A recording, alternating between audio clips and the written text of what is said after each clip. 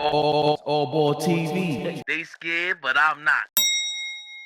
But this supporting cast as a whole, I'm much more optimistic with than past years. And Joel Embiid takes a lot of knocks for not stepping up to the challenge in the playoff setting. I think in a lot of this situation, it has been opponents saying we're not letting Joel Embiid beat us, and it's everyone else that we're forcing to. I think the Sixers this year have the guys that can step up. That a guy like Kelly Oubre is a nice just flash. He's not afraid of the moment. And from a skill set standpoint, the athleticism that he brings, the willingness to get his own shot, a guy like Kyle Lowry who has a proven championship pedigree and is just going to be the most annoying guy on the floor from start to finish in this series. And then a guy like Buddy Hield, like that is a great deal of floor spacer that can just open things up in a way that they haven't. And when you speak about Tyrese Maxey, I get it. He's 23 years old. He's still getting better. But on a pure skill set standpoint, I think he's the best pairing for a number 2 option for Joel Embiid that we've had. And I know James Harden last year, the efficiency numbers were off the charts, but it felt like in the playoff setting, it became so predictable for what they were going to do. That was either the pick and roll on that short roll pocket pass. It was Harden getting the switch, taking the big man on ISO and shooting a step back. Like you just knew the options that they were going to.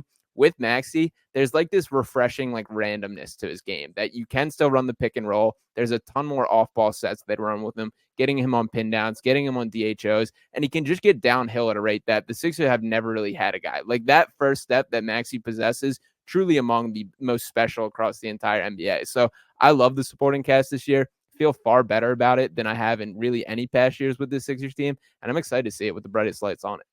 I like B-Ball Paul. I love Nicholas Batum, obviously. I think he's going to have some good games in the playoffs, as he so often does. He actually had a really rough shooting series against the Suns last year, but this year, even the beginning of this season, before we traded him, I was saying that he looked like he got a little bit of a rejuvenation in him. Just not saying he's 2022 or 2021 Nico, but maybe a step up below that and better than last year. And he's totally looked like that every time I watched him for you. So Rocco's also out, you said, right? He's just been out the whole year, really. Yeah, he's got a bone bruise that has held him out for a couple months now. Been disappointing because Covington's started with the Sixers in the process years that he's one of the fan favorites still to this day. So disappointed we didn't get to see him. And he played well during the few games that he was. I think he played like 26 before getting shut down. Right. Yeah, we love him here too. He never really got a chance. We had a comment, a super chat from Phoenix Play Z over from Canada. It says 76ers in 6. One team has Kyle Lowry, the other does not. As far as Tobias Harris, that's before I shifted it back to the Knicks guys and really got more into the actual matchups and stuff we're going to see in the series. Tobias Harris yesterday was getting booed every time he did anything bad offensively.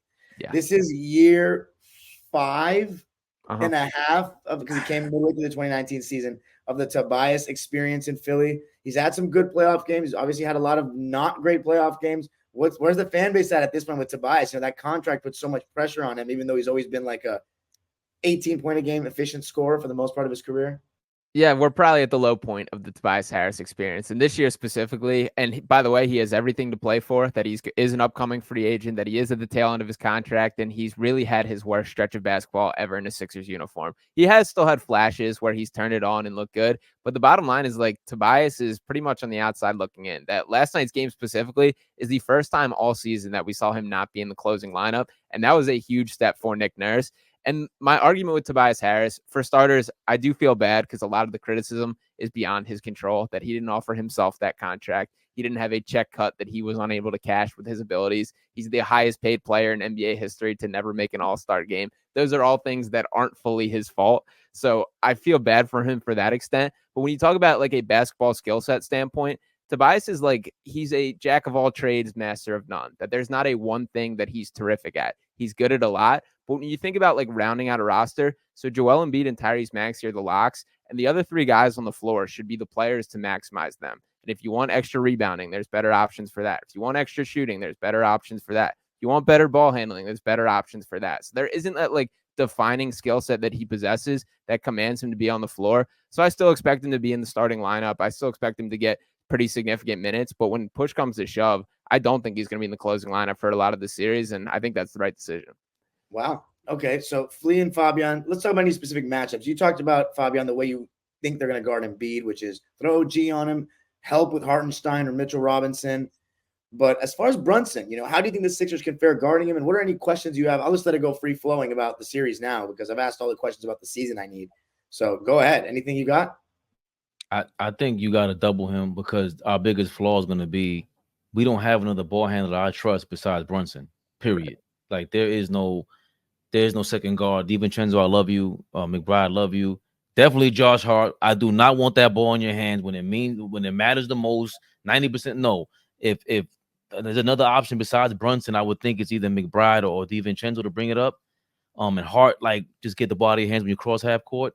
That's their biggest flaw. If you can make Brunson uncomfortable and get him out of his rhythm, especially when, to set up the plays that he wants, the routine that he wants, being that he holds the ball for so long, dribbles for that long, to get into his rhythm, that's the number one flaw for them. That's the key to the head of the snake is you double him up and try to disturb as much of his routine as possible. And you do it with a double team because we don't have that other guy to really facilitate. And it would be Hartenstein, but he can't bring the ball up. Not every play like we want Brunson to. So that really is the key, and what I'm really worried about from any team doing to us. Yeah, relying on Jaylen Brunson to get us through series by series by series, I think is extremely unrealistic, right? He's not that level player. I don't think he'll ever be that level player where he can just carry you through the playoffs to the quote unquote promised land, right? So this is going to be an extremely difficult, playoff run for us regardless. We had a great series. I mean, we had a great season, but if this series is not going to be a cakewalk, it's not. Like when you look at it matchup by matchup, we're going to have to guard Tyrese Maxey. I said that, I want him to be in a position to beat us. But at the end of the day, I think this guy should flat out win Most Improved Player of the Year this year. I think it should be unanimous. I think he's had an amazing season for what he's, the cards that he's been dealt. Maxey over Kobe White? Kobe, I don't think, and what did I say last night, Fabian? I said if Chicago won 15 to 20 more games, Kobe White has 3 of my votes, right? I think Kobe was amazing this season, but unfortunately, they didn't. Their season wasn't great, and I think for Embiid being out for so long and the level that Maxey had to go to maintain them, right? They could have easily, fallen out of the play-in, right? That team, could have very well struggled. And so the cards that he was dealt and the level of that he took it to, I think Maxey kind of runs away with the Most Improved Player. But we're gonna have to guard him, right? We're gonna have to guard Embiid. So I'm curious to see what rotation Tibbs sticks with, because at this point now we got to stick with something, right? We have to go with a tight 7-8 man rotation, right? I don't know how deep he's going to go into the bench. I'm very, very curious to see, okay, 82 game season, we mixed and matched, we figured it out. We did amazing this season. But you know what I always say, Fabian, Don, when you get into a 7-game series, 2 weeks, game planning for you every day, nights in between games. Like, this is different now. It's a different grind. Play every possession matters. Every game matters. If you drop a game at home, now you got to, it's different. And so I'm very, very concerned about, how Tibbs is going to fare with mixing and matching in his rotations. Sean, how are you guys going to guard Jaylen Brunson? Who do you think is going to take the brunt of that matchup at the point of attack? Kelly Oubre, I'm guessing? Yeah, so I'll start with, you're not going to hear me say a bad word about Jaylen Brunson. For starters, one of my favorite pure players to watch, a guy that I absolutely think is a first-team All-NBA guy, and a dude that, is just a blast. He's a bulldog. He's an alpha. He's everything. But that's all the reason why I think the Sixers are going to do everything not to let him beat it. That I think you guys hit the nail on the head, that they're going to force the ball out of his hands. I think we're going to see a lot of different looks at him. For starters, I think that Kyle Lowry is just going to try and get under his skin, be physical, be all over him. I do think Kelly Oubre will get a role. And to Kelly's credit, he's done a really nice job this year when he's guarded smaller guards. Like Trae Young's a guy that he did extremely well against. And he quietly has a 7-foot wingspan and has brought it defensively every single night. So when he's guarding a guy that's smaller than him, he does a nice job of kind of just swallowing them up, not letting them get to their spots. So I think they're going to throw a lot of bodies. But the biggest flaw with this Knicks team that I do think the Sixers team will look to attack is Jalen Brunson's the only guy that's like a creator within the offense. There's a ton of guys that can hit their shots, the DiVincenzo's, the Josh Harts, but as far as just creating for others, Brunson, if you put out that flame, I don't think that they can fully beat the Sixers team. And by the way, as far as the series as a whole, I think we're going to see some like 80s basketball scores, some 87 to 85 victories type of games in the series. I do think it's going to be a bloodbath, but my full expectation is they're going to throw the kitchen sink at Jalen Brunson and just not let him be the guy that beats the Sixers team. That's where I guess you got the loss of Randall being relevant to a degree. I think that's a big thing that we're going to have to address over the summer. No matter what happens during this playoff run, getting another capable ball handler and playmaker is something that we're going to need, and something that can either play next to Jalen Brunson or somebody that can back him up, in terms of coming off the bench, right? IQ was beautiful at that, right? That's why it hurt so bad to see IQ go. Obviously, you do make that trade 10 times out of 10 because you love what OG brings. But, what IQ brought and the ability to get downhill, create for others, just put pressure on the defense at all times. When he's on the floor, you had to find him. You had to know where he was at. We missed that. Right, we got a lot of guys that can hit shots. We got a lot of guys that are aggressive on defense. But to agree with what Sean was saying, we miss another guy that can handle the ball. We miss another guy that can create for others, play make, do a lot of the other little things. And I think if you do exploit that, we are vulnerable. But Knicks in 7, baby. Okay, so I was gonna take these super chats. Phoenix Play Z says closing lineups for both teams. I think that's obviously gonna be a little situational, but who do you guys think are for sure closing games no matter what for your squads? I'd say go ahead, Sean. You can go first.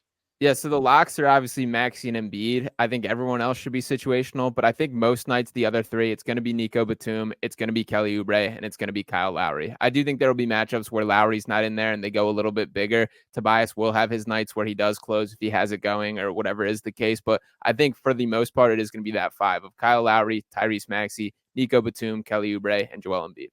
I think Nico Batum is also another guy who's going to see some minutes on Brunson as well because he's always capable of he can guard anyone. I mean, that's the thing about Nico. You want to talk about 1 through 5 guys? I mean, not saying I would have him ideally guard Joker, but when we used to go on small ball, that was the key to Ty Lue's small ball was having Nico at the 5. When you had Nico out there with Paul George and Kawhi, it could be tough at times, and we're gonna definitely miss that in this series.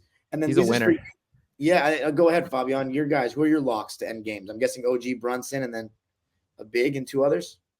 I think Hartenstein and Mitchell Robinson are going to be situational. You don't want Mitchell Robinson out there because of the free throws. They're going to hack a shack with him. Like, who was it the other day that did that flea? I forgot. The Nets guy. The Nets guy. Vinali. Yeah. Who else is out there? OG, DiVincenzo got to be money. And McBride is going to be situational also because they're the guys that open up. McBride and OG shoot equally the same on both from both corners, so it opens things up for Brunson. And hopefully we don't need Brunson to operate in crunch time. To be honest with you, that's really scares me the most.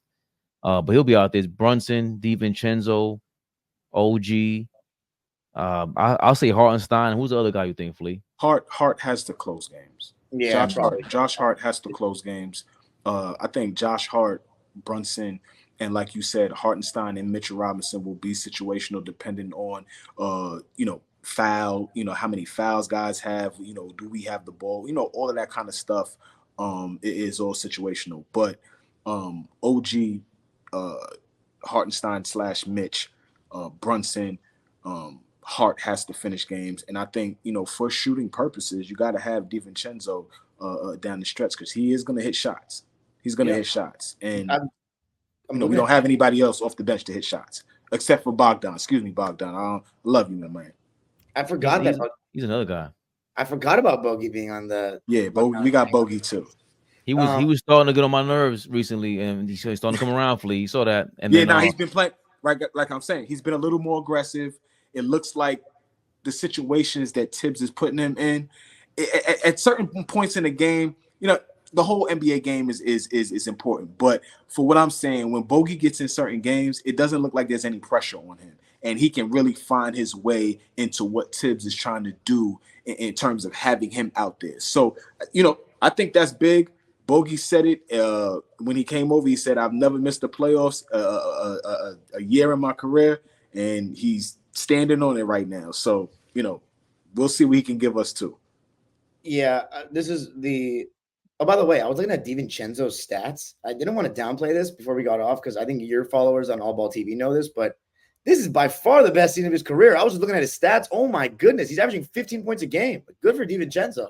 He's really found a role there in New York, and you know what it is. If you play well for the Knicks, it's not like you want to go anywhere else. You feel the love. AllBall TV. They scared, but I'm not. They don't like comentario. Y suscribe.